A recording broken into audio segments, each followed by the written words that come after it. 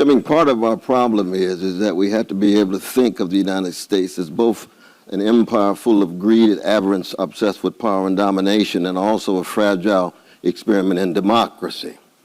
So we keep track of our indigenous peoples, to keep track of how you get from 13 to 50 states. You keep track of the Philippines and Hawaii and Samoa and so forth. And that's what we've been. We've been an empire. But we had courageous, visionary human beings that tried to get democratic experiments off the ground. And democracies have souls. Empires don't have souls. See, when Malcolm X saw America, he saw an empire. He saw hatred, greed, contempt across the board. And you can look at America and see that. What we love about Howard Zinn, and that's one reason why we had this interview in Boston Review this week. It was 10 years ago, just on Monday that he passed. That his story is about both the greed and the critique of the greed. It's those socialists at Harvard in 1912. Now we know it wasn't a mass movement. You could probably all foot them in the bathroom. But that's all right. You know, from them came W.B. Du Bois, from them came F.O. Matheson, the great socialist, who was master of Eliot House, author of American Renaissance.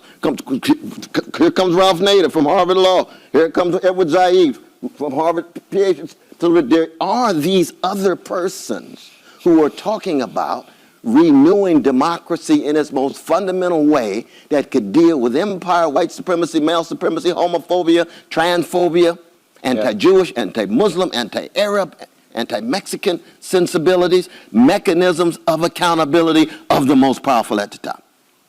And right now, unfortunately, the corporate wing of the Democratic Party, which is still dominant. That's why they fear Brother Bernie so. And they're going to come up with every possible strategy and tactic. We saw it 4 years ago. It's even more intense now. And we just have to be fortified, but we got to be fortified morally. And I'm a revolutionary Christian, so we got to get fortified spiritually.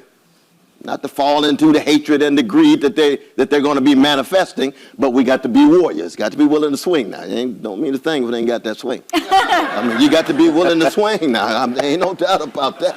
Very much so. But you got both this imperial side, democratic side, the democratic side getting weaker and weaker until here comes Occupy. Here comes Black Lives Matter. Here comes Bernie's campaign and the movement behind it. Those are signs of great hope. But hope always a verb, not just a virtue.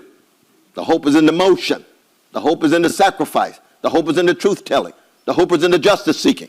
And to the degree we have large numbers of folk who are willing to do that, then, in fact, we have some real possibility of a soul in a democratic project. We never fetishize any party, especially a party of the power elites. Never fetishize it.